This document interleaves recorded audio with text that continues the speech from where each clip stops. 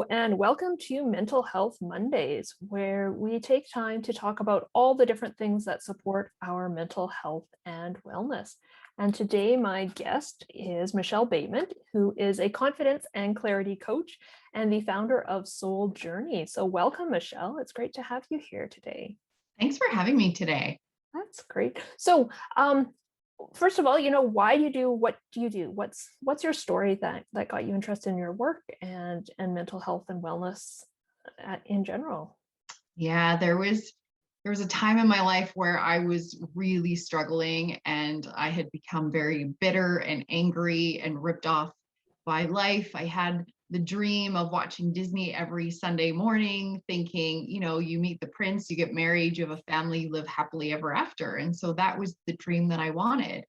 And, my life totally didn't turn out that way. And so I had to let go of all of the hopes and the dreams that I thought I would have in getting married and having my family and going through divorce and starting over with two young daughters and trying to put my life back together. I was not in a good place. Like I said, I was bitter and angry and mad at the world and thought, it was just so unfair. And I had a friend who was dying of ALS at the time, and he was happier dying than I was living my life.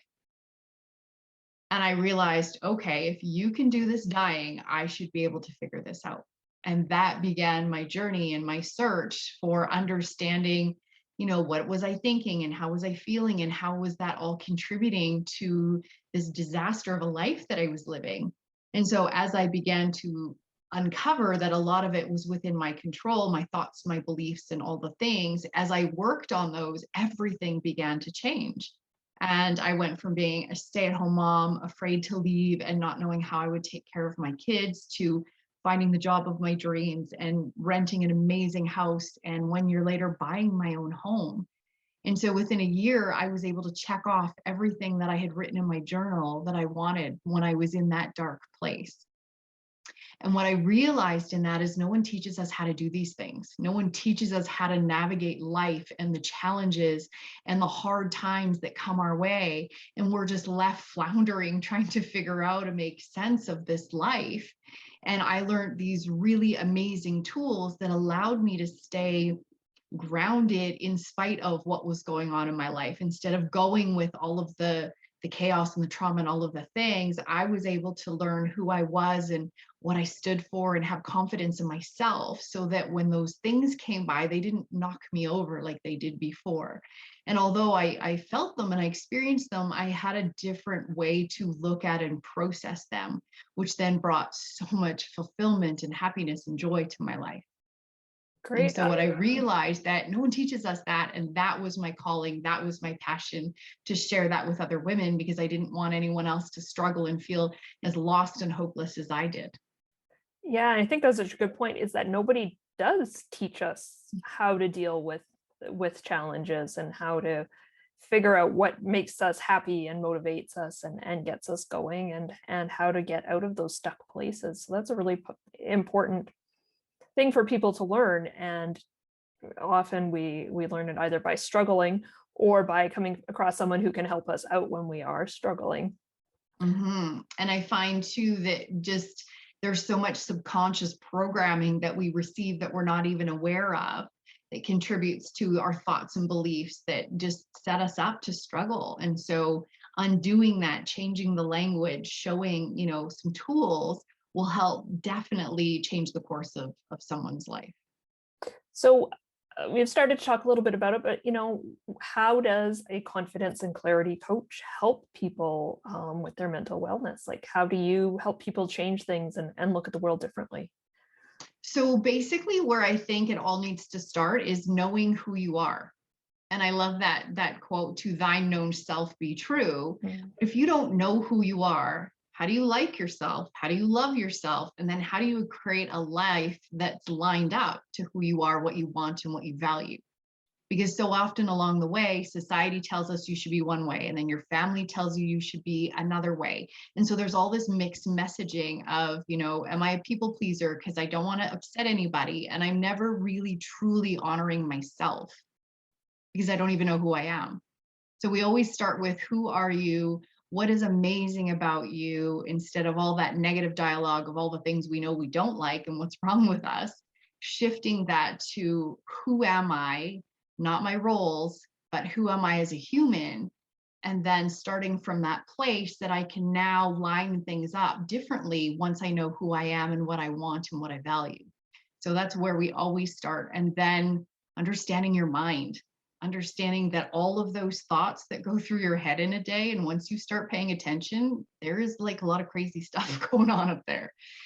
And that we don't have to listen to it. We don't have to go with that narrative. And we have the choice to create a new narrative within ourselves. We just have to learn the tools how to do that. So I help people identify what is that vocabulary, what is that language and that dialogue that's constantly running, that's dictating how you show up. And then how do we change that to have more healthy, positive dialogue and the tools when that does show up, how to get back on track. All right. So it sounds like, important, I don't know, like life lessons, like kind of these things we need Huge. to figure out Yep. in our lives to kind of about how we're going to approach the world and what our place is in it. And as you said, who we are, not just our roles. And I think as a mom, definitely we get caught up in that.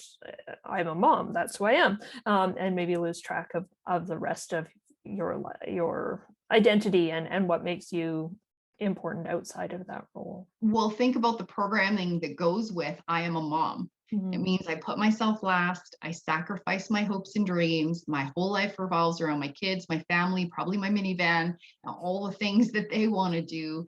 And at the end of the day, there's nothing left for you. So then how do you show up is the best version of yourself when you're constantly empty and depleted. And so we think it's this noble, heroic act that we sacrifice everything as moms because we're great. That's what we do. But we're really not giving our best to the people that we love the most because we are so lacking inside. And so many women come to me just saying, I am so empty and unfulfilled. And I have the family and the kids and the job and the things, but something's missing. I've lost myself and I don't feel fulfilled and I should. And it makes me really sad. So I think that's one of the biggest, disservices is that programming as moms isn't setting us up to be the most successful and fulfilled for everyone in our life. Mhm. Yeah, and I like how you mentioned minivans because I was so opposed to the idea of having a minivan, because I think it represented that idea of what a mom should be, maybe in quotes, and that that was the last holdout to falling into that stereotypical role. So I remember when I moved from minivan to SUV, I was like, oh, this is what cool people feel like. I uh, just felt so in that mom role of just so absorbed in that I wasn't me. I was just the mom. yeah, a chauffeur Yep. driving kids and stuff around for sure. All right. So, Michelle, what's a strategy or tool that you can share that people who are watching and that maybe moms can use to, maybe shift the way they look at things or recognize other parts of themselves or really do something different from hearing your story? So one thing we talk about a lot is that voice in your head, and so we've nicknamed that voice Linda. And do you remember the video of that little boy who was getting in trouble from his mom, and he was talking back to her, and her name was Linda, and so he kept saying to her, Linda, listen, Linda, honey, no, Linda. And so what I've taught my clients is to use that languaging when they're talking to the voice in their head to say, you know what, listen, Linda, you can be over here saying all of these things, but I don't have to listen anymore. And just because you're saying, I'm not good enough, I'm not worthy, I failed today as a mom or as a partner, I don't have to listen to that narrative. I don't have to listen to that. I can choose what I want to think and believe and feel in every single moment. And the fact that we have choice, we don't know. We just think we have to go with whatever emotion and whatever thought comes up. But to know that you have the choice to choose a different thought and a different feeling in every moment of the day, you just have to first observe them and then learn some tools to find, how do I change that? What do I change that to? And that's what I work with my clients on, is how do we reprogram those thinkings that are getting in the way. All right, great. And I know you had a gift to share with people who wanted to dive more into that and explore that a little bit more with you. So can you tell us about that? Yeah, I am going to offer everyone a one-on-one session with me. It's called an Unstoppable You session, where we can begin to talk about what are some of the things that are getting in the way of you showing up unstoppable in your life, in your career, in your home, in your relationships. And, give you some tools, and then also give you some ideas of how to continue working on that to keep you moving, to improve, to reach the goals that you're looking for. So I would love to offer that to everybody watching. Great. And the link will be included below for people who want to do that. And I'm guessing this isn't like a one-time thing, in that this is not, we figured it out, I've stopped the voice and I'm done, right? This is going to be like ongoing work, I'm guessing. Right? That's why I named my business Soul Journey, and it's not Soul Destination or Soul I Figured It Out, right? It's the journey that we take on an ongoing basis. And it didn't take you one day to get where you are. So it's not going to take one day to undo it. It takes time, it takes practice, like anything. Like you can't just go to the gym and do crunches one day and walk away with abs. Like you have to practice, you have to work that muscle and get stronger at it. And it's no different than the journey that we take together. So, giving women and your clients somewhere to start, but knowing that it is a journey and it is a process that we can walk through together and have that support and have that guidance, instead of just trying to figure it out on your own, which often can feel really overwhelming, which gets us back to old habits really quickly. Yeah, certainly that overwhelm. If things get overwhelming, stressful, we go back to what's familiar, even if we know it's not the healthiest, or it's not moving us towards our goal. It's familiar, and that feels safe. So, Right? Who's ever had a New Year's resolution that lasted, like, I don't know, 2 days or a week, right? Without someone to hold you accountable and show up regularly. It's really easy to just go back to the way we always did things. Great. Well, thanks for that, Michelle. And I will include the link for people who want to book that call with Michelle. And You maybe bet. before we go, I love to ask people to share, what's your favorite book, whether it's something that inspired you, or something that you use in your work, or something you Do you know what? like One of the people to books read. I love reading. I am such a book junkie, and it totally changed my life. And one of the first books I read was a book called Excuse Me, Your Life is Waiting. And I will get you the author. You can put that in the link. And basically, it was helping me understand my mindset and what were the things that were getting in the way in my head that was creating some of the chaos and holding me back from the life that I wanted. That sounds like a great title alone. I'm curious and want to know more. Yeah, it was a great, great book. All right. Well, anything else you'd like to share with us, Michelle, before we finish today? Yeah, I want to just encourage you to give yourself permission to invest in yourself. Because, like I said, often we put ourselves last, right? And at the end of the day, you fall into bed, you're exhausted, you did all the things, you get up again tomorrow, and you just keep repeating this cycle. And we think that, one day I'll get to it, or, the kids come first, or, the water heater broke, and we'll invest in all of those things because we feel guilty investing in ourselves. And so, giving yourself that permission to say, I am worthy, I am deserving to be happy and fulfilled and create a life that I love, and you are worth it.